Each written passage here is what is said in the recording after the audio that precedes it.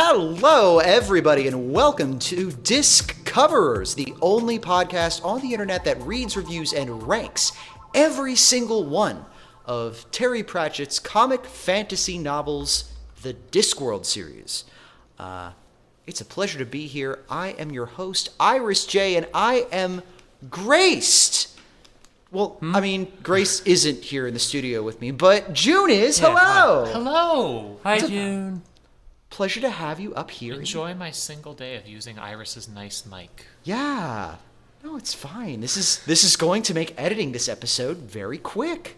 Not that you make things slower. I'm just saying that I'm going to have one less track to deal with, so that's going to be quick. But yeah, Belina and Grace, would you like to introduce yourselves? I am still Belina. I'm still she/they. I was always glad to be here, and as always, I'm sorry I don't have a nicer microphone.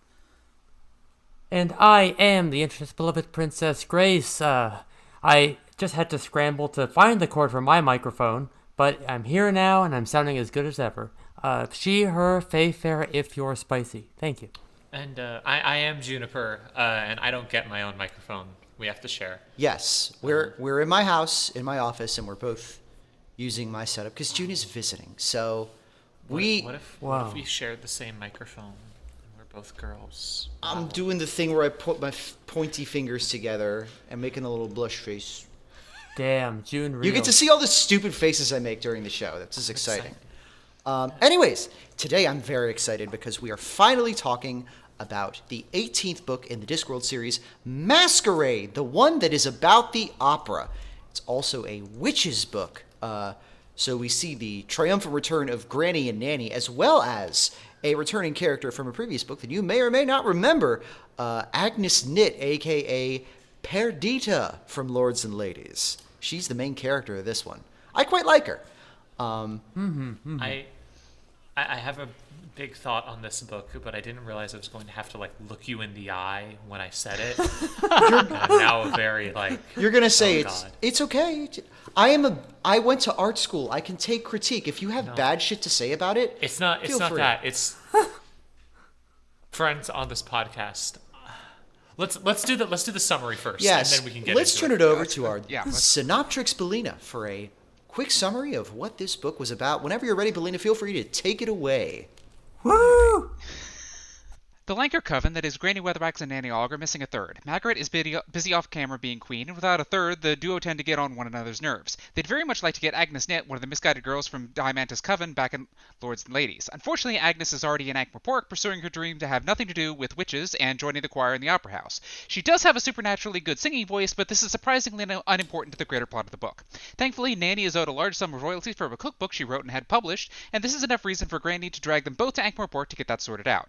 If they coincidentally meet Agnes there, that's not their fault.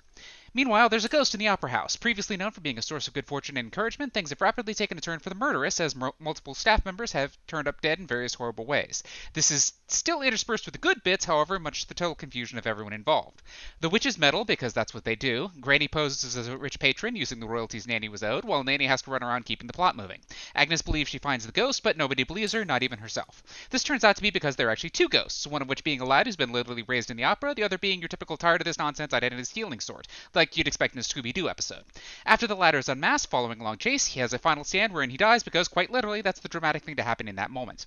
The ghost gets remasked, taking over as the director of music and inventing Broadway. The witches all go home. Agnes shows up not long after, not because this seems to be something she has any desire to do, but because it was inevitable and she just can't put up with this melodramatic nonsense anymore either.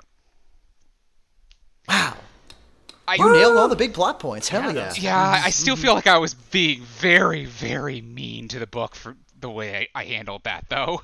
It's a mystery, so you have to spend a lot of time, fucking around trying to solve the mystery and then thinking you solve the mystery and blah, blah, blah. Yeah, and a lot of this book is vibes too. It's big opera vibes, Yeah, that's Yeah. I really liked all of the characters.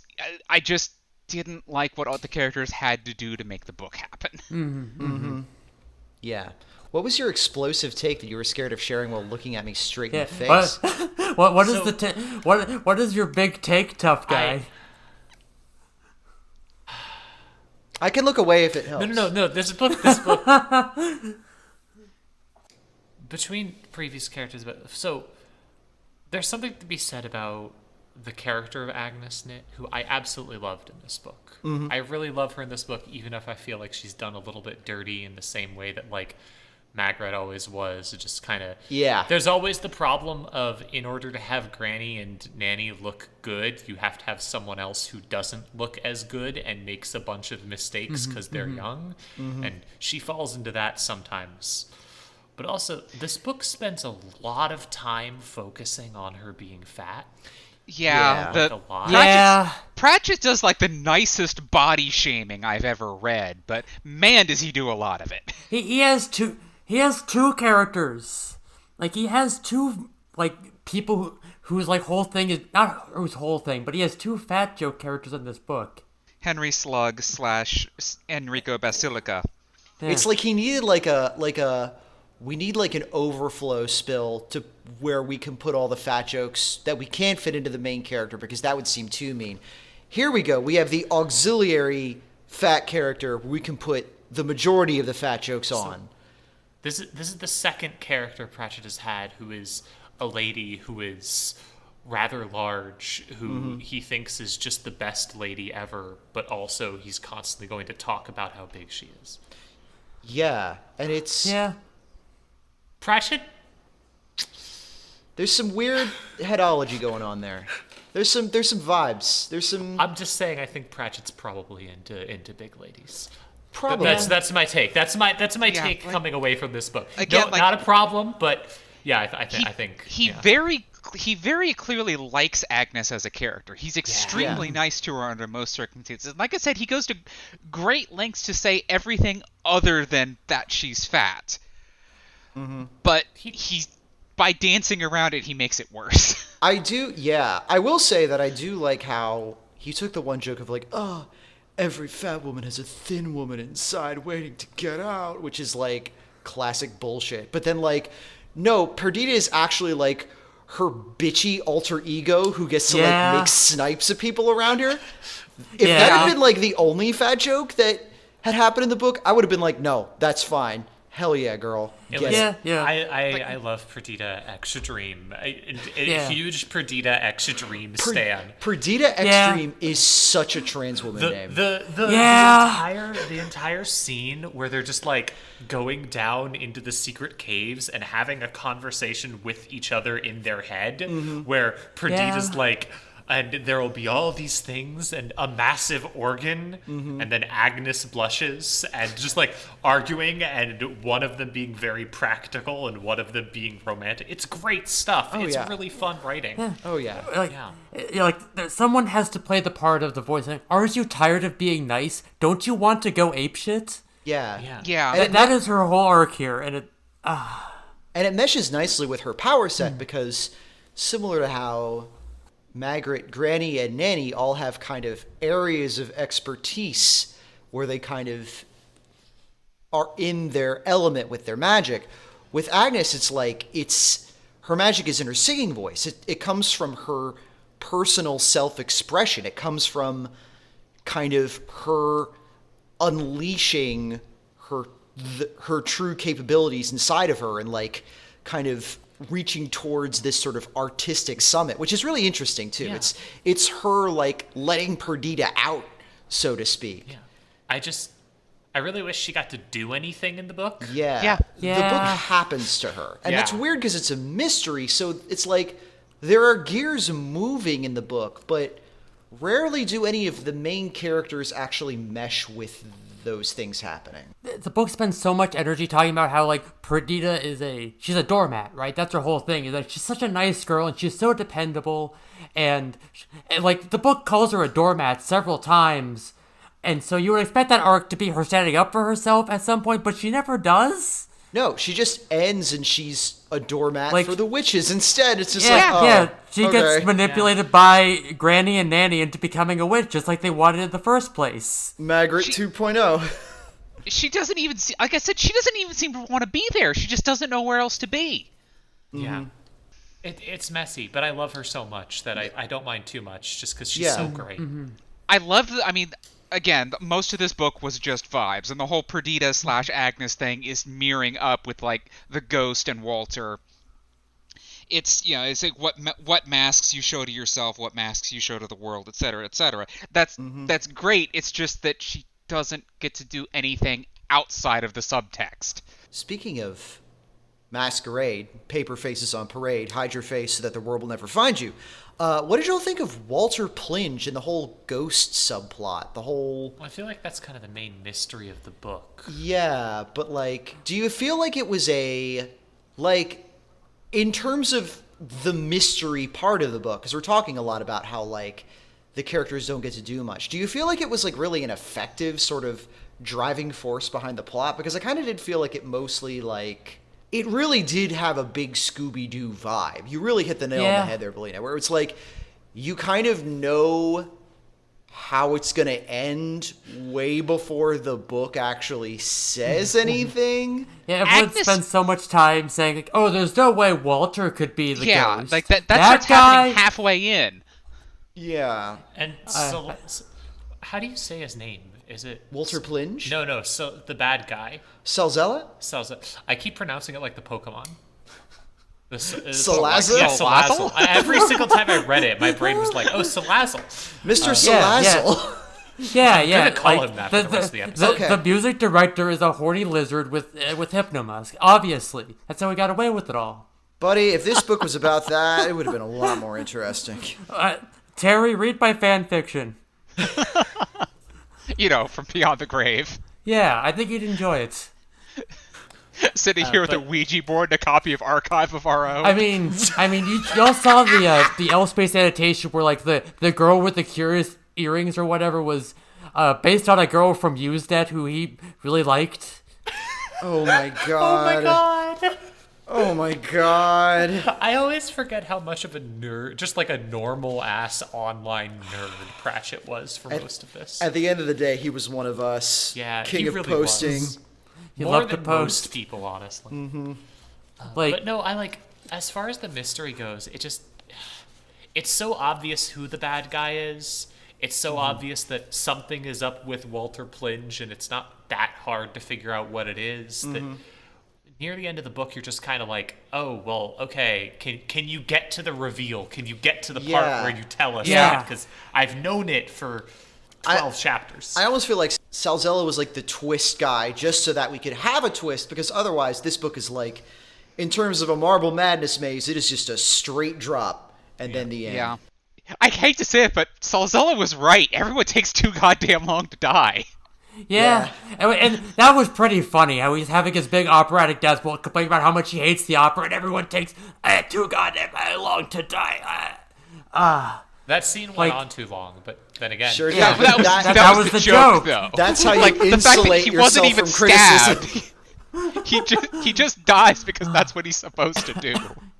Yeah, I feel like I would have enjoyed this more if I'd ever seen or read The Phantom of the Opera. Yeah, I mean, a lot of the things that I'm complaining out went nowhere were because they were Phantom of the Opera jokes. Yeah, like the whole bit with the chandelier, like that was because they did that in Phantom of the Opera, but I didn't know that till I read the damn annotations. Yeah. It's like a major set piece in the play. So the fact that constantly they were like, oh, that's a big chandelier, huh? Will be pretty bad if something were to happen to it. And then by the end of the book, like it's like, no, nothing happened. Salzella tried, but I'm sorry, Salazzle tried, but nothing really came of it. As someone who didn't know the reference, it was just really funny that they just kept referencing it, and at the end it's like, chandelier's fine.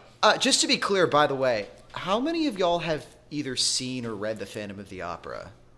Nope. I think I saw a Scooby-Doo episode based on it once. I hate to say it, the closest I've seen is The Phantom of the Paradise. Which is better. Oh, yeah, I did Which see is that. very good. Yeah. Well, okay, so the wild thing about this book also is that it is pretty much a one-to-one of...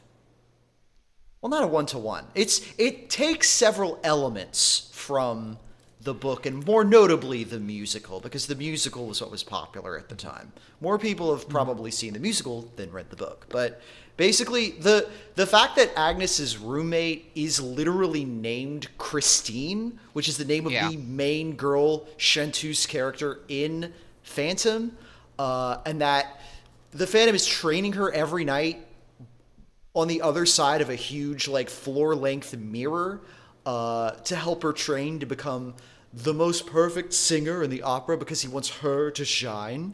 That's straight up lifted from the book. Right. Yeah. Again, it's like the problem is that Pratchett lifted that but didn't do anything with it. Yeah. I mean, he sort of kind of deconstructs it because Christine gets freaked out because the mirror's talking, and so Agnes is the one taking the lessons pretty much pointlessly, and so that she can find Walter down in the catacombs later. But I mean, the whole thing of her taking the lessons just doesn't really go anywhere because, like, there's never an implication she might need it. Yeah, like, she's already so good. Why would she need lessons? If they had something where it was like, oh, well, she's good, but she doesn't know how to do this kind of opera thing, or something, then it could have worked. But here it's just like, why is she doing lessons? Why is she doing any of this? Or, like, if she would have learned how to train her magical powers through these midnight lessons, that would have been really interesting. But instead it's just like, she could have had some kind of payoff, but she's just kind of doing this, and then they kind of shunt her into a background role in the opera to cover for Christine not being able to sing whatsoever, because this is the most bimbo character we have gotten Terry writing, I think, ever in a book, really. It's astonishing. She was pretty funny. Yeah, she was funny, and I appreciated the fact that she was an idiot in all the very precise ways to get on Agnes's nerves after a while. When she realizes that Christine is just oh, where am I, when she's waking up, and Agnes is going, nobody says that. You're doing this because this is what people tell you should be saying when you're waking up from a faint. Or how she collapses in just such a way to make sure she doesn't actually hurt herself. That's all very good, but it's just like a side gag. Yeah. I appreciate it as a gag, especially, though, because there's not really a hint of, like, malice on Christine's part. Right. We have no reason. She's not doing it cynically. It's just all she knows how to do. She's just so inside that she's performing her gender super hard. Trans theory time. This is a book. People can be bimbos who are extremely annoying too. Well, this is a book all about masks, and you know what else is a mask? Is fucking genders. There is one very specific line where Nanny very specifically remembers, no, her name's Perdita X. I had that marked down as Nanny Ogg, trans ally. Because there is a specific line from an interview where Pratchett says, in regards to the fact that people were taking the female dwarves as like a trans allegory, and saying that he's always had a fondness for people who try to rewrite their own souls. And that's almost beat for beat what Nanny's remark is. Literally, that's like literally, that is exactly it. So we got this with soul music. It was a whole thing. They literally say Perdita X, said Nanny. She at least respected anyone's right to recreate themselves. And it's while Granny is like bitching about how much of a essentially wet hen 2.0 Agnes is, but that's what you wanted, though, Granny. But there just wasn't that much interesting about the whole mystery of the opera thing. It mostly feels like it's there as a parody and not really for a reason. It feels like a worse version of plots that I've seen Pratchett do in other places better, where the plot isn't so much what's going on, but rather we have a good idea what's going on. We just have to figure out how to prove it and how to stop it. Yeah. Which is one of my favorite things Pratchett would do in a lot of the later books. When he'll show you the villain, you're like, well, that's the villain, but how do we do anything about it? Here he shows you the villain, you're like, well, that's the villain, but why do I care? What's the point? Who cares? But he was pretty funny, though. Yeah. He was constant, just being a dick about everything. Being totally negative, being the foil to Mr. Bucket's constant confusion at how opera even manages to stay in the black, which and I feel bad because Mr. he Bucket was responsible for. Yeah, exactly. That's the thing, is Salazzle was why the opera was in the red, because he had been cooking the books the entire time and specifically making them impossible to understand. you see, capitalism is the true enemy of art when you think about it. Yeah, like, it's literally, like, they literally pull his mask off at the end. It was you, old man Salazzle, the whole time. As we could guess, because there's only so many characters in the book. You could have tweaked this story very slightly, and it would have been the producers rather than Phantom of the Opera. Yeah. Oh my god, that would have been so good. My God, It's you're right. springtime for the patrician. Holy shit. That would have been a way better book, is the thing. Yeah, that fucking would have, though. Like the thing with Walter inventing Broadway at the end is I think I would have found this book more enjoyable if it was about they invent Broadway in Ankh-Morpork. At least I would have understood the references instead of yes, the enchanted flute. Imagine if Agnes was the problem. They hired Christine to go on stage and bomb and make them their money, but then Agnes ends up singing for her. Yeah, she's the understudy. She made it work, and now we're making money, and we can't do that because it's the producers. I'm suddenly realizing I know this was supposed to be a book about how great the opera is, but at the end of it, they just ditch the entire idea of opera and say, "Fuck it, we're Broadway now. Broadway is strictly better than opera." Yeah. You know what's better than opera?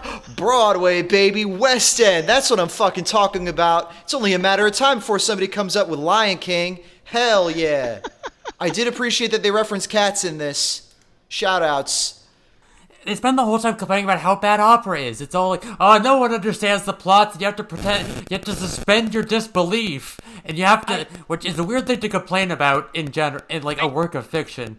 I mean, I'm definitely getting very good at raving about something I believe sucks. Yeah.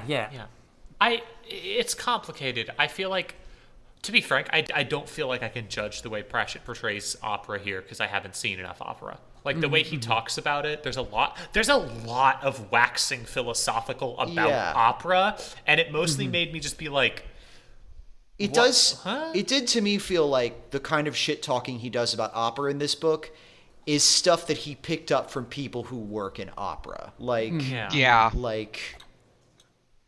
They feel more kind of a lot of it feels more like insider comments, insider baseball. Kind of Salazzle's bit at the end of being asked, if you hate this so much, why don't you leave? And he's just aghast because he cannot conceive the idea of leaving opera. Yeah. And everybody's got the same attitude of, look, it really doesn't matter how bad this is. We're going to put on this goddamn show no matter what the universe tells us. I get that. I respect that. Yeah.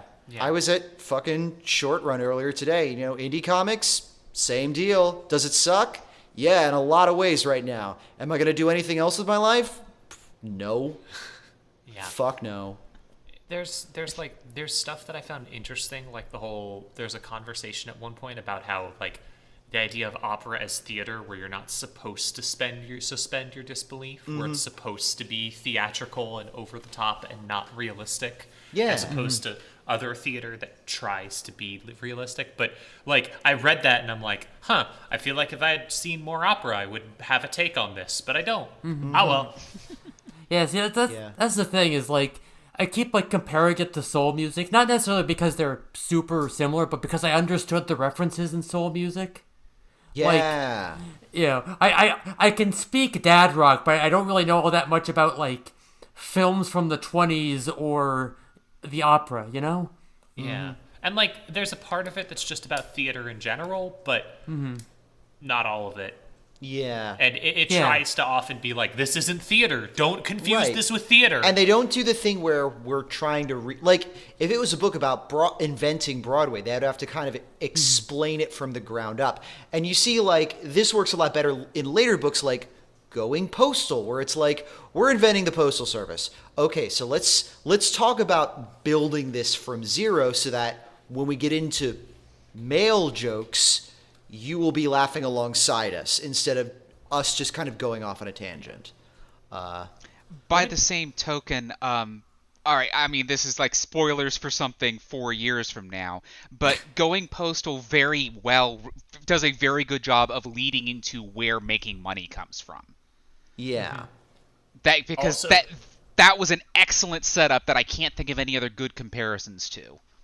Also, Going Postal is a book that has a great, here's the villain, he sucks, you know what he's doing, you know how he's doing it, but how are you going to stop him, and how are you going to do anything about it? And that's the real mystery, and it's good. It's a better Sorry, book than this Grace. one. Anyways, I'm used to it. I'm sorry. I'm still going to apologize. No matter how many times I step on someone's foot, I'm still going to say sorry afterwards. But also, Walter Plinge was a character. Yeah. I'm gonna say a word here, and we're gonna react to it. And I want to be clear. I'm saying the word, and I'm not confirming or denying it. I just want to say like, ableist? Question mark? What's going on with that? It was weird. It was a little weird. It's a little weird. Yeah. People were real mean to him, you know? He was definitely not neurotypical. I would Yeah. definitely say, I would definitely agree. If someone told me he was on the spectrum, I'd go, oh, that makes sense. Yeah, like It's that- I've known some guys like Walter. I've been friends with some guys like Walter. You know, they move weird and they talk weird, but like they're good folks. You know, nothing Yeah. wrong with them. It's that thing that Pratchett does where his portrayal of something is very stereotypical, sometimes even offensive, often just kind Yeah. of weird and uncomfortable. But at the same time, he has such a love and a care for his characters and knows how to treat a character well and how to treat a person well, that it's not just, hey, look at this weird asshole who sucks, like in, say, Interesting Times or something.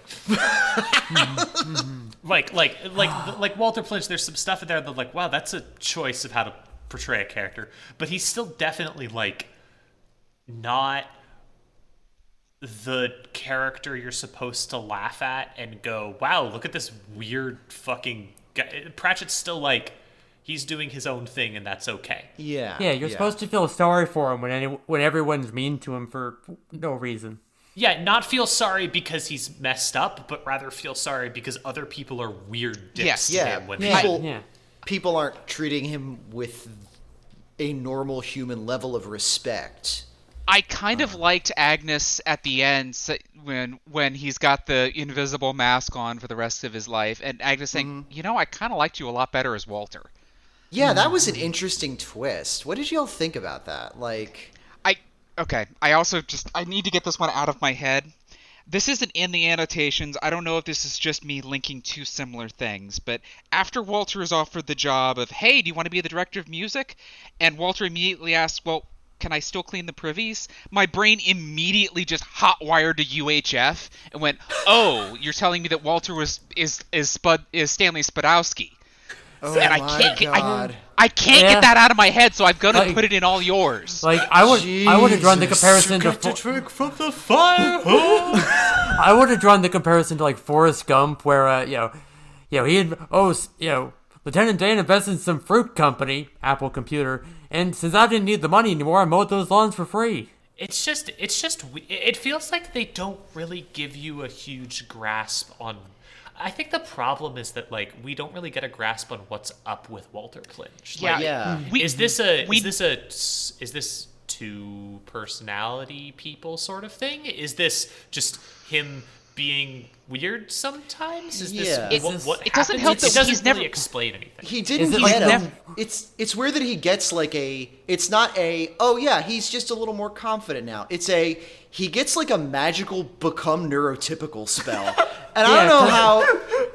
Because it's I don't know right how to after. process that. Because it's right after this whole thing with like the magic of the masks or whatever. Like when the guy when Salazzle's wearing the Enrico mask or whatever, you have to like talk yourself into realizing, oh no, that's not the guy I think it is. It's all the magic of the theater or whatever.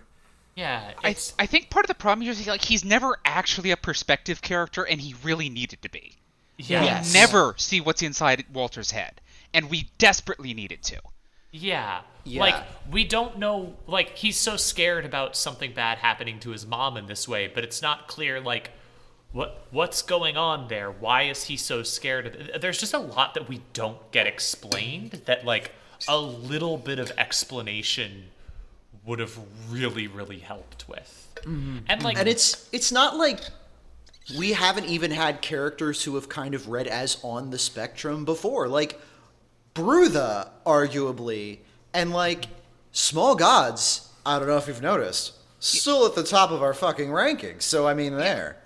Like Brutha, and we spent the entire book inside Brutha's head, so we knew all of his deal. He was a wonderful character because we knew what was up with him. Right. yeah. It's just messy and strange and feels a bit odd. He's Before there to the- fix problems, and that's all. That's the only reason he's there. Pretty Okay, much. I feel like we've circled around it long enough. Yeah. What about the other most important part of the book, the witches? The witches. What'd y'all think of Granny and Nanny and their wonderful, wonderful kitten, Grebo? Just a cute little Oh, boy. He's so just a fun. little Grebo scamp. become He's only 2 human. apples tall. He's never done a single bad thing in his whole life. He I- don't know nothing about no I second-degree murder. loved the descriptions of Grebo. Just like looked like a pirate who was just a bit too bloodthirsty, or all of that Yeah. stuff. Just like The way gag he just of- described it as what was it? One of them was like someone who Definitely had given understood up- the meaning of the words Jolly Roger. Yeah. Yeah, or one of them was like had given up something and decided to try raw meat instead. Yeah.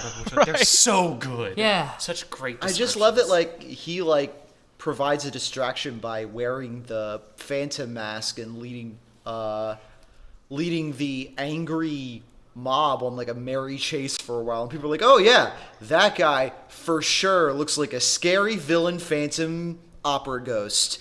Dead I mean, ass. he's turning into a fucking monster in front of them. Like, It's great. it's a beautiful touch.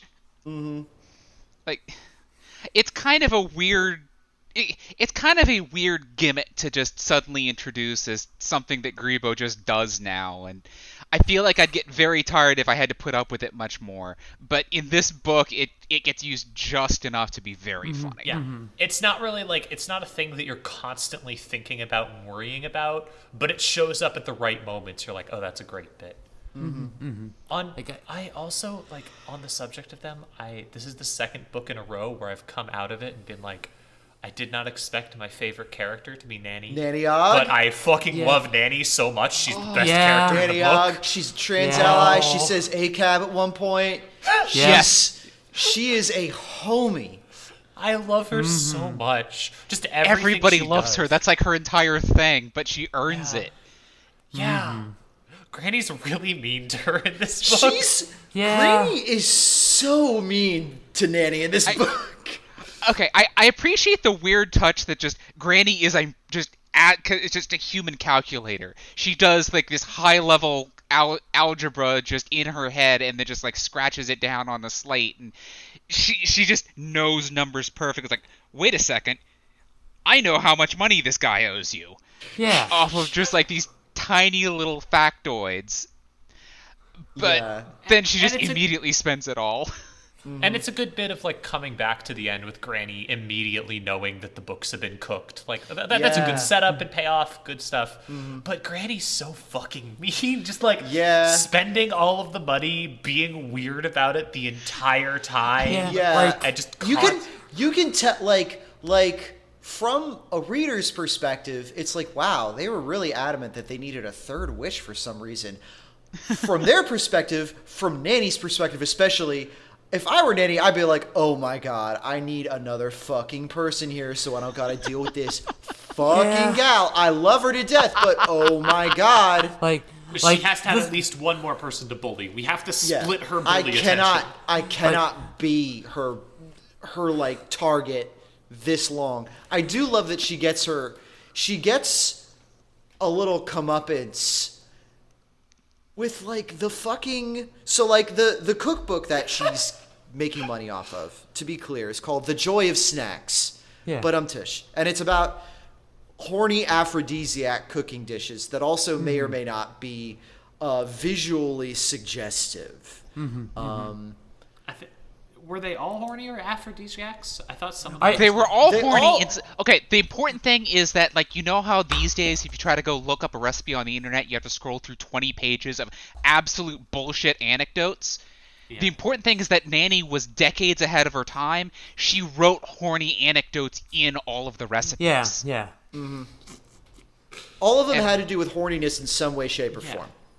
So, like, later on, when they're having this, like, when Esme blows all her money pretending to be, like, a baroness or whatever to try to sashay her way into the opera house's good graces with Salazzle and Mr. Bucket. Nanny cooks, like, I think it's like a dinner for them that is, like, the most balls-out, horny cum-brain dinner. Yeah, and it makes them all, like... The super-duper pudding that makes you horny. Hands-free so hard, they get totally fucking distracted. Which is like... His shoes catch fire while he's running around the city to cool off. They're dousing themselves in cold water. They're eating entire raw potatoes after they eat, like, I think it's a pudding with, like, a super special sauce or whatever. I think it's a banana nana surprise, yeah.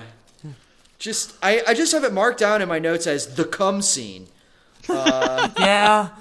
Yeah, really? Well, Granny sits there completely, seemingly completely unaffected, and Henry is just...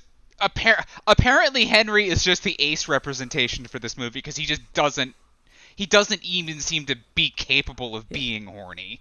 Dude just likes good cooking. He just tastes like this is delicious. Yeah, this is delectable. Hell yeah.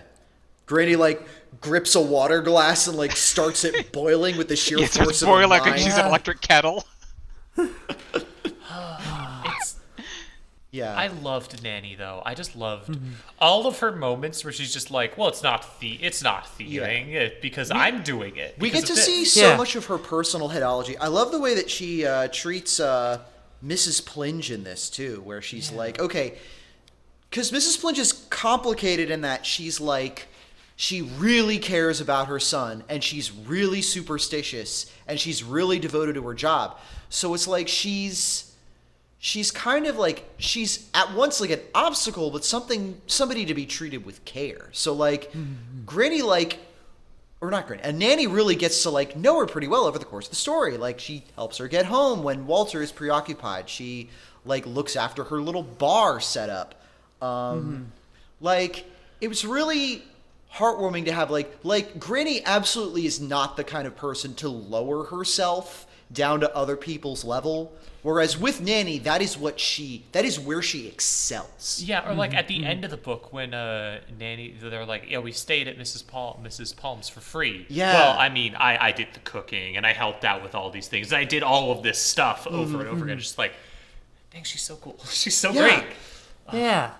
I love her. I love how she is with basically everyone. Yeah, she's great. She's really fun.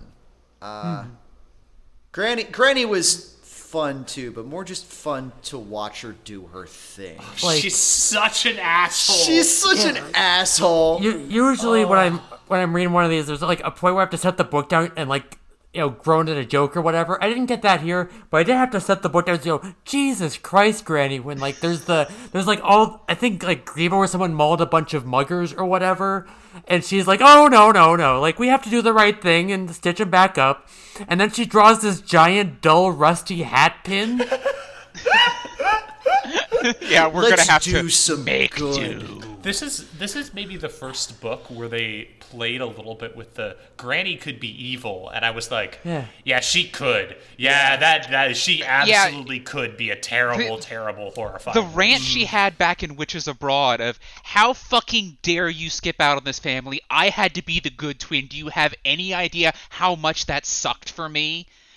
Yeah. That was just ringing in my ears this entire book. Yeah. Absolutely still, like, it's weird to cast her as, like, an anti-hero because she's not reluctant at all.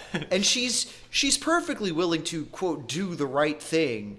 It's just that she, deep down, you can tell that she really, really could easily just be the most awful bastard she possibly could if she wanted to. She is not tired of being nice, but she is well aware that she could go apeshit. Yeah. And it's the fact that she could go apeshit and doesn't. That's like the backbone of her entire personality. Yeah. Well, like what is it, like, once you know the difference between right and wrong, you can't bring yourself to do what's wrong? Yeah.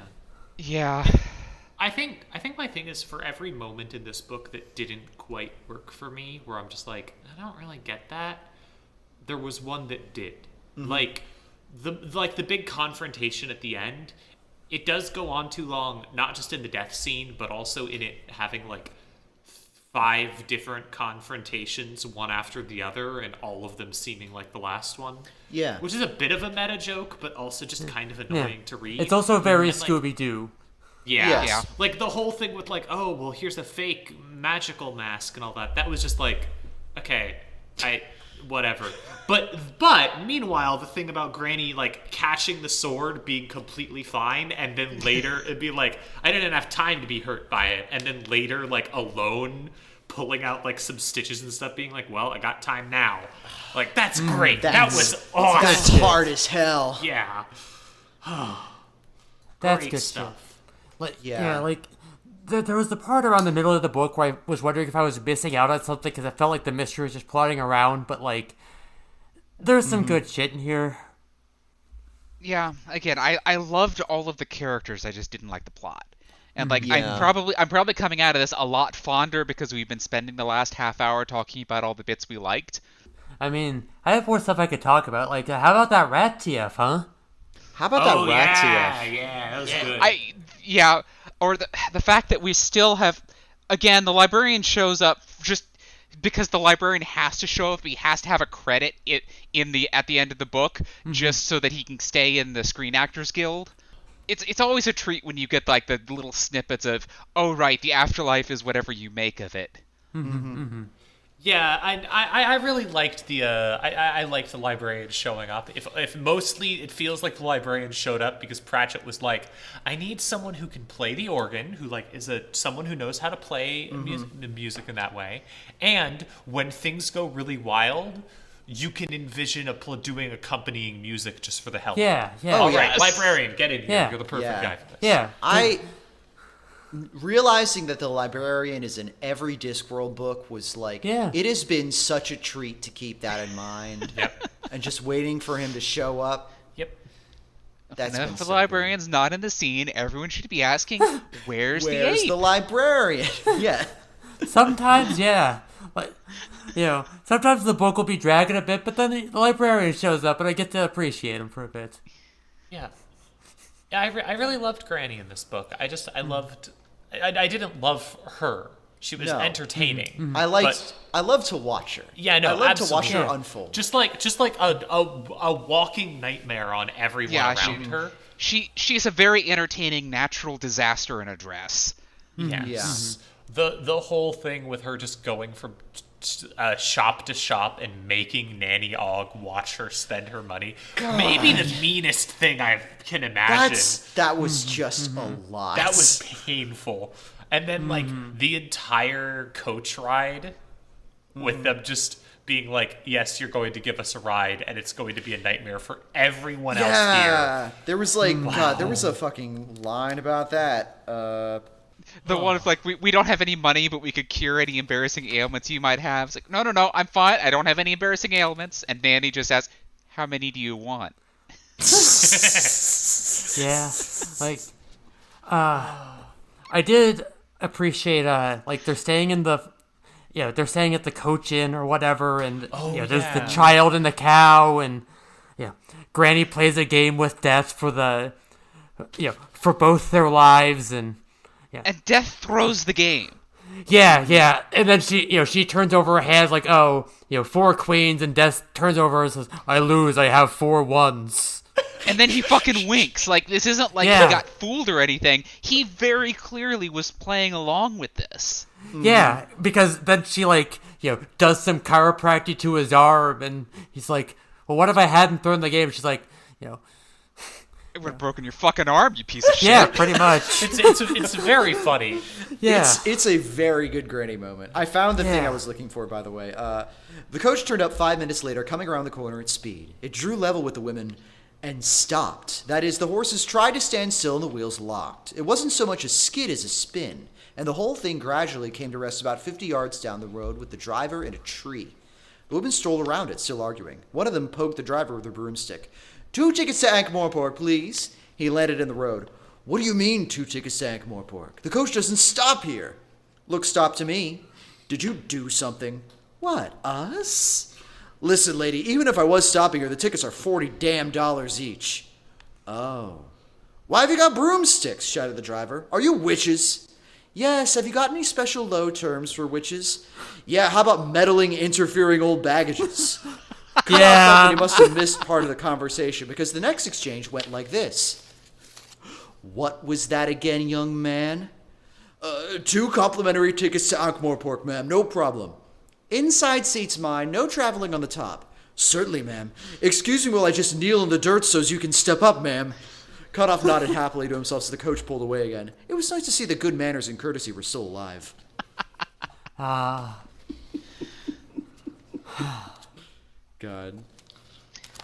I also have to say I appreciate Nanny Ogg at one point quote from between them Granny Githa. Gaitha. Is there anything in the whole world you can't make sound grubby? Not found it yet. She's so great. You love to see an older lady who knows how to fuck. Constantly. Yeah, she sure does. I'm sad that apparently the dwarf that she really wanted to fuck never comes back. Casanunda? I don't think he ever comes back. Like he's been in 2 books. Yeah. Oh, I think they did fuck. No, they absolutely fucked. Yeah. I think, I don't know. He doesn't seem like the kind of guy who wants to be nailed down, but you know. And I mean, he has to go through the Rantops every once in a while, right? Yeah. It's one of those comet LDRs, you know. Yeah. But so yeah. Was there anybody or anything else we wanted to talk about with this book? I did like that we got a little bit of detritus and Nobby in here. That was fun. Yeah. I did love the whole reveal of like the whole thing where it's like I'm someone who sneaks around in dark corners. Oh, we have names for that. Yeah, a policeman. And it's like he's been an undercover cop the whole time, and Nobby and Destressy being here was because they are the most obvious cops you can imagine. Yeah. It's like it's just a moment where you're like, oh, that's Vimes. Yeah, he would do that. Yeah. It's great stuff. And I love just like I love that little like look when Granny like is like, well, why would you have them here? They're the most I gotcha. Yeah. I see it. Yeah. I get it. It's like she can appreciate that level. Mm-hmm. I love getting that little glimpse into like how Vimes would do this. Mm-hmm. Yeah. Also, there's also the bit of Granny going around asking everyone what they take out of a house that's on fire, which like I feel like that was made for one joke. Mm-hmm. Just I take out the fire. Like Pratchett had that idea for the joke, which is an old joke. Yeah. But he uses it on a bunch of characters, and some of them give great responses. Like the cop being like, "Who set the fire?" Yeah. It's like, "Yeah, you're a cop, all right." Mm-hmm. I mean, this is the literary equivalent of just Phoenix Wright showing his badge to everybody. Yeah. You know nothing important is going to come about it, but you're always going to get some kind of cool little character touch from it. Yeah, like it's in the menu. You might as well bring it up. It was. I liked that whole thing. If you'd like to join me in my fucked up British word corner, I learned about the word eiderdown this time. Well, thanks. I mean, that can be our entry for most British thing. Yeah, I mean it's up podcast. It's up there with scrofula. Yeah. Oh, and there was a lot more mention of Clutie dumplings in this story too. Henry Slug just wants a meat pie and some Clutie dumplings, and yet people keep giving him the nastiest sounding pasta in the world. I think that's... There was a pretty good bit where like the cook at the opera house is like, because the whole bit is like he's pretending to be this big fancy Italian soprano or whatever, and so people keep making him pasta. Enrico di Basilica. Yeah, and so we go into the kitchen, and like she's like, I've been grilling the spaghetti for hours. It's just all black and hasn't gone soft at all. I don't know what's wrong, and it's still hard.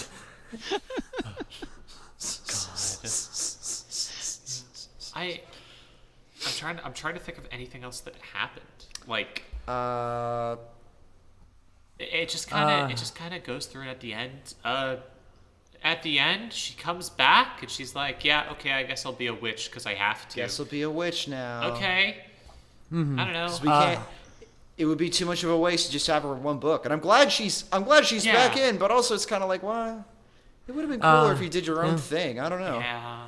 Yeah, like, I will say, there's a part near the beginning of the book where, she's like, she has this whole thing about like, oh, what name am I going to write down for auditions? And she settles on writing down like, oh, I could definitely do the Perdita X, but I'm not sure I could get away with Perdita X Dream. And so she writes down Perdita X Knit. And as soon as she auditions, whoever's auditioning her is like, we're going to have to do something about that last name. And it's, that is the trans femme mood. I can't tell you how many people I've heard say, you know what, I wish I'd gotten more wild while choosing my name. Oh, Yep. yeah. Yep. I feel the same way about my middle name. I like my middle name a lot. I wish I had gone with something more bonkers, though, at this point. I'm very happy with my middle name. It's very good. There's a reason I made my middle name Danger. If you're listening to this podcast and you aren't already trans, first off, I'm like, how did you find us? Very This is impressive. like Considering you've managed to withstand our subliminal transing rays this long. well, also just like you're listening to a podcast that like regularly talks about the most online trans shit imaginable, and you're this far in, and you're but like You're not here for the Discworld stuff, because there's other podcasts for Discworld stuff. Yeah, You're here because it's a bunch of weird online trans people talking about Discworld. Yeah. Anyways, so like if you did that, good job. But secondly, if you ever find yourself questioning your gender somehow, go with the weirdest possible name. Yeah. You won't Yeah. Oh, absolutely. I mean, we've got the eternal standard here of we're all friends with Lo Behold Stardust, which is just the best name in the inspiration. a world. name. Piper's middle name is Halloween. Yeah. Which is Fucking good. rules. Yeah. Mine is Angel, which is pretty good. That's cute. I've been going by my first name for 30-odd years, long before I knew I was trans. My middle name is an excellent joke on my original one, but I stuck with my last name. And, I keep thinking I need to go get that changed at some point, or I need to marry somebody with a much cooler last name. Yeah, that's the only reason I didn't change my last name, is because like I'm gonna get married to my girlfriend someday, and when it happens, like I'm just gonna take her last name because her last name's Golden. That's great. Oh, that's cute. Perfect. Yeah.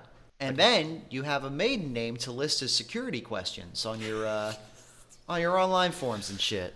There's a joke here about how the book keeps talking about like you need in the coven you need a maiden. Yeah. And a maiden name. There's a joke there, but I'm not smart enough to figure it out. There's so let's just some. move on. Put the joke together yourself, Yeah. listeners. Yeah, mail it Name, in. mother name, and crone name. Yeah. There we go. I'm just saying that if this book had been written today, Perdita has enough trans femme energy that she could go by 10 Gex. Oh my god.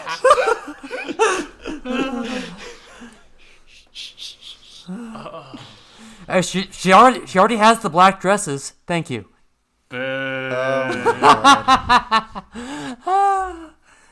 I'm trying to think if there's anything else. There was Bucket. He just kind of existed. He's a guy. He's a joke of normal guy. I think Yeah. The I was actually cheesemonger. thinking. I think this book may have been the first Discworld book I ever read, or one of them. Really? Yeah, because I have really distinct memories of this book specifically. Mm-hmm. Not the book itself. I didn't remember most of it, and I didn't understand most of it as a kid. I don't think. Not because Yeah, this is an because I odd was one to come tired in and it was with. weird. But I remembered thinking the exclamation points joke was the funniest thing I had ever seen as a kid. I mean, The reason why Pratchett that still uses that like has- 8 or 9 times. Yeah, in this book, like me reading it and being like, the bad guy's going insane. He's using more exclamation points was like that. Yeah. That was the funniest thing to ever happen to young me. It's a very gonna- good joke. Yeah. I'm gonna be real. It's still probably my favorite joke of And- the book. No, it's a really good joke. I'm not saying it's bad. I'm just saying that he uses it a lot. And the bit with everyone speaking with more exclamation points near the end. Yeah, they just slowly started the line about Mr. Bucket feeling a 5th exclamation point coming on. Yeah. It's great. It's so good. So, what was y'all's favorite joke of the book on that note? Yeah. Okay. I've got one that's like a weird callback thing and one that's actually just straight up a joke. But early on in the book when Nanny is talking about like, one of her progeny going off and stealing all the lead off the roof of the opera house and listening to the music that's being played and inside the opera house itself. Then later, much later in the book, Salazar is describing the shit that the ghost has been up to. Said, yeah, also all the lead disappeared from the roof, but I don't think that was the ghost. And there's all these callbacks with like every time like Nanny's thinking about like, well, someone was stealing, that isn't right. But of course, if there are enough taking some blood, then no one would really miss anyway. That's not stealing, really. That's something else. That's fine. And then there's the whole scene later on where Nanny's talking about how like the different types of opera, and is like, well, these ones are the best because they're the loudest, and so he could steal all the lead off the roof in those ones. It's just like, it's a great bit. Mm-hmm. But okay, the actual answer here is when Granny is first seeing the joy of snacks. Mm-hmm. And she's just flipping through. It's like, are any of these not pornographic? And Nanny's like, ha ha ha ha ha ha ha. But Granny turns the page. What's about this one? Maids of Honor. Well, they start out as Maids of Honor, said Nanny, fidgeting with her feet, but they end up tarts. And this is one of the ones I had to look up to double check because Maids of Honor are basically tarts where you use like a form of cheese instead of like a fruit filling. So that's a good bit. I think it's a real thing. This Great British Baking Show. Yeah, that is a Great British Bake Off joke, but it's just a very well executed pun. Yeah. Mine is a really, really, really dumb Pratchett joke. Actually, Good. there were two. And both are the same sort of thing. There was the Henry Slug. I grew up in Rookery Yard in the Shades. They're in Ankh-Morpork. It was a terrible, rough place. There were only 3 ways out. You could sing your way out or you could fight your way out. What was the third way, said Nanny. Oh, you could go down that little alleyway into Shamlegger Street and cut down into Treacle Mine Road, said Henry. But no one who ever amounted to anything went that way. Just like that. And then later on when Grebo runs out holding a jelly mold against his crotch to hide his dick. And one guy goes, that's something you don't often see. What? Said the salesman. One of those old copper jelly molds. They're worth quite a lot now. My aunt had a very good one. Yeah. I just read that and giggled. Oh, man. That's classic. I already mentioned the exclamation points thing. I did love where Terry describes, it says, Nanny Ogg could fit in faster. Oh, people who didn't take any notice of little old ladies who look like as though they fitted in. And Nanny Ogg could fit in faster than a dead chicken in a maggot factory. And that's something I got to work into my regular lexicon because that's an incredible turn of phrase. Mm-hmm, mm-hmm. Yeah. God, I think the joke that like struck me the most to write down was the special low terms for witches bit. But that and like Nanny when she's like doing Mrs. Plunge's job of like bringing refreshments to the people in the boxes, like taking 2 magnums of champagne, shaking them up and holding them under her arms, just ready to spray it on anyone who sticks their head out. And pop when I with read the cork. book the first time, that was absolutely my favorite joke in the entire book. And then there's a bit later about her like holding a magnum. Yes, this is a magnum, and I'm not afraid to drink it. Yeah, there you go. Yeah, that was absolutely my favorite joke when I was reading these back in high school. Was there anything that y'all just like really fucking hated in this book? There was like 1 or 2 jokes that I saw and went, "Oh, wow, I did. I did notice there was a gay hairdresser joke that was bad. Yeah. I mean, beside the fact that we talked about the fat phobic jokes at the top of the episode to get it out of the way, but to be clear, that we could have done with maybe like it's way less of that. Yeah, like once again, it does care about Agnes a lot. Like it very obvious was like Agnes doesn't deserve this. Yeah. But wow, they lay it on thick. And they lay it on even thicker with Henry. Yeah, yeah. It's to the point where it's like, okay, I fucking get it. Holy shit. It's And like this whole thing. they're that he trying likes to to give eat. him like, Terry tries to give him like, three-dimensionality and like, you know, motivations. He's a bit of a joke character, more in that he is a Ankh-Morpork native who's trying to pretend to be fancy and foreign because that's what gets you the gigs as an opera singer. Yeah. Again, with the whole, what mask do we show? Yeah. What mask do we show to people, etc. Although, did you notice that he never actually sung in the opera house? The only singing we heard was through an in-wall. Yeah, that was actually pretty funny that they built this up and he never sings in the entire book. That's a good bit. We have to assume. And then he meets up with an old childhood friend of his, because we can't have an opera without sudden reveal of identities and long lost lovers or something. It was pretty like, Henry Blythe, is that you? And just Agnes going, come the fuck on. This isn't how anything works. Yeah. The most Agnes did was just lampshading how completely batshit the plot got at the end. I forget if she does anything useful in any of the other books. I hope she does. I think she does in Carpe Jugulum. Oh, thank God. So get ready for that. I don't remember anything about Carpe Jugulum but the end, so I'm looking forward to it. The best witches book is always the next one we have yet to read. It better be, because this is kind of the last one. Well, Carpe Jugulum is next. Yeah. Yeah, and that's sort of the last one, and then you get into, there's the question of like, are the Tiffany Aching books, do those count as witches books? I don't think so, but they sort of do. We'll see. We'll see. I haven't read them. I literally don't know. Anyways. Yeah, we need to objectively sit down and measure them to know for sure. Yeah. How can you know anything is any good if we haven't ranked it? Speaking of that, let's go to the big board for our rankings. So, last episode, Interesting Times slid right into an ignominious 17 out of 17 at the bottom of our list. So, poor guy. This book is better than Interesting Times, and I'm not going to start there. Yeah. Why don't we rank it next to the last Witches book we had? Would you say this was better or worse than Lords and Ladies? Oh, that's gonna be Lords and Ladies got me in the Fae gender. I feel I'm gonna say this. I don't think it was as good as Lords and Ladies, but that's because Lords and Ladies was a lot more tightly wound. Yeah, that's the thing is, I think the jokes in this were better. I think that there's more fun bits. I liked Agnes's character more than I liked Margaret getting constantly everyone mean her. Yeah. But overall, reading through Lords and Ladies, I was really glued to it. This book I just kind of read through. Lords and Ladies is very tight. It knows what it's about. Maskerade, to me, strikes me like it's trying to be about a lot of things. It's trying to be about names and masks and also kind of voices. But but it's kind of all over the place, and it doesn't necessarily say, and also the opera, and none of them really, say all that much. Well, yeah. Or, they say things, but they don't, come together, really. Right. Would you say that it was better or worse than Witches Abroad, though? Definitely better. Yes, definitely. Yeah. Yes. Absolutely. I would agree. I mean, looking at our chart here, I would definitely put this under Lords and Ladies, but probably above Guards, to be honest with you.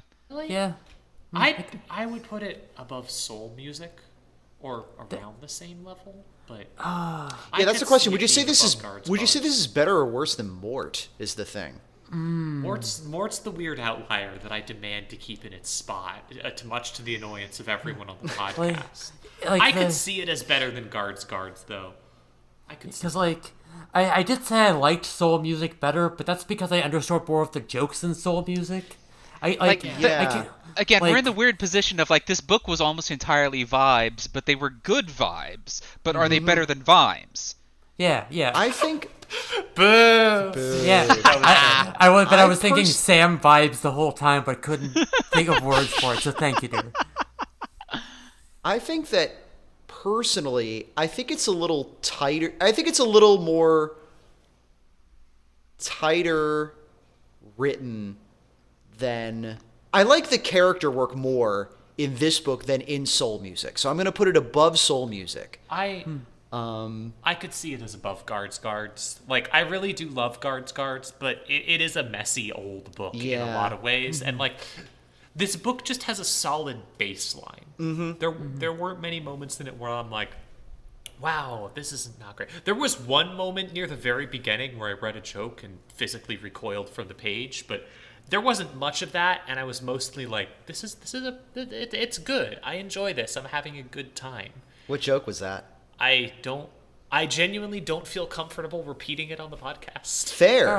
Yeah. It's when Grebo jumps in someone's lap. Right, that one. Yeah. Never mind. That's yeah. a bad one. Yeah. No, that was the thing that was just like, wow, anyways, no. Yeah. But Okay. like, I feel like overall I just felt the book had a level of consistency that it wasn't that high. It didn't go that low, and I'd say it's better than Guards Cards. All right. Do we want to put it in underneath Lords and Ladies, but above Guards? It's definitely more transgender than Guards. That is very true. And I don't think I'd put it above Men at Arms. No, I absolutely wouldn't put it above Men at Yeah, Arms. I wouldn't put it above Lords and Ladies. Yeah, Yeah, I Lords mean, and we've Ladies all was kind of better. agreed that it's definitely 5 at best, but Yeah. I think 5 is a good slot to put it in, and like with some of the books we got coming up, It's that gonna number's drop. going to drop, because the next book we're going to be moving on next episode is Feet of Clay, which is like shit. I might just start reading that tomorrow. one of that is. I mean, I literally start reading these books the day after we finish cutting the episode. That's how I do this. Y'all, this might be the soonest turnaround between episodes ever because, oh my god. I get really excited about doing this. I love Feet of Clay so much. Feet of Clay is, from what I remember, one of the real good Vimes books. This is so. where the gender starts. I'm so Really? glad everyone's excited for Feet. I have no idea what's in store is for where Feet, shit- but this y'all is are where excited, Sherry so I'm shows up. happy. This is I the just big like secret. Clay. Not only have we been inserting subliminal transing messages into this podcast, we've also been inserting secret subliminal foot fetish messages into this broadcast. So, congratulations, all you Mootsies Tootsies lovers out there. Whether you realize it or not, you're suffering the agony of defeat right now. This conversation is really, really wild to have. This and the previous one, given that last night I was talking to an old college friend who is very cis and very normal and just being like, Very in defeat? no, Jesus, no, just like, yeah, no, I'm finishing reading this book so I can do a podcast. Just like, oh, what's your podcast? Me, yeah. I mean, Well, if he wasn't in defeat before, he is now. God, I mean, Jesus Christ. well, when I tell people I do podcasts, this is the one I tell them about because this is the most normal. Like I can talk about this one with people. It's a lot easier to broach the subject than like, oh, yeah, I do a podcast where I pretend to be a My Little Pony, or yeah, I do one Okay. about which hopes our other characters fuck. This is the Okay. We most. haven't done that one in a while. We should pick it Yeah, back up. No, we I shouldn't. agree. Horse Struck Isekai, that one is so good, and I recommend it to everybody who I can. Aw, I'm I'm flattered. going to be honest. When I'm running errands, that's the Yeah. one that I reach for first. Aw, I'm blushing. You and Kos are both very charming hosts, and also, Aw. it's a great example of like, yo, we can be non-ironic and actually look at shit that we were into when we were younger and examine it from a modern lens and appreciate it too, which is like, my podcasts are also both about that, so I fucking feel you. I mean, I was talking earlier about getting better at learning to love things that I know that are bad, and I'm still early enough in that y'all are really having trouble saying nice things about the episodes. The spirit of the episode enters them, yes. I'm blushing. Y'all are sweet and have good taste. This is good stuff. Yeah. Yeah. But yeah, I checked, and it looks like we don't have a hell of a lot of fan messages this week. Send us fan messages. Send us fan messages. I gotta check the email because I accidentally deleted the login tool out of my browser, but I'll do that by the time next episode goes up. Our email is disc@hypnovire.us. That's DISC @hypnovir.us. You can write us an email of any length. You can write it as 2 words or 2,000 words. I Tell don't us know. about your favorite feet. Yeah, tell us about your favorite feet in the disc. Who do you think has the nicest looking feet in the Discworld universe? Okay, but Who like you we think do get that has in the this least book. nice? We do do learn get that- like quite a bit of We ink know is that it spilled is over how canonically good. Granny. Yeah, but Yeah. how good Granny's feet are. Granny's feet are pristine. Like, there's a whole thing about how, like, the pedicurist doesn't have anything to do, but, you know, it's a $20 foot job. It's a $20 pedicure. You might as well find something to Sure do. is. $20 foot job, eh? Don't you lecture me with your $20 foot job?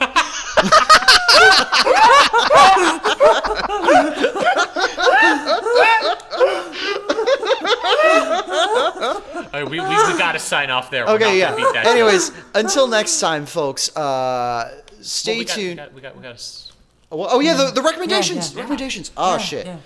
Okay, I'm Iris J. You can find. Oh yeah. Also for the podcast, we're on Twitter at DiscPod, and we're also on Mastodon at DiscPod at queer.party. I am definitely going to be setting up a separate co-host for this, since it seems like the whole mass exodus off of Twitter is actually maybe gonna possibly take this time. And also, I like co-host, so look for us there. I'll put a link in the show notes for that if we do that.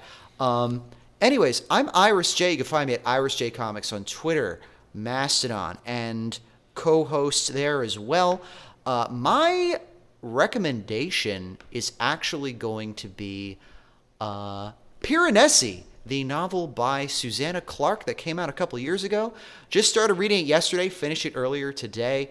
Real breezy read. It's almost a novella with how short it is, but it's got some really fascinating and powerful imagery, and it has a lot to say about mental illness and abusive relationships and the way we kind of relate to ourselves and to the world around us. There's a few little thoughts on plurality in there, which is really interesting.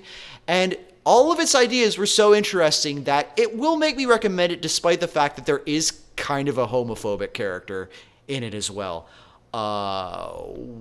You can enjoy things while also taking issue with some parts. But Piranesi, check it out. It's good. I'm Juniper.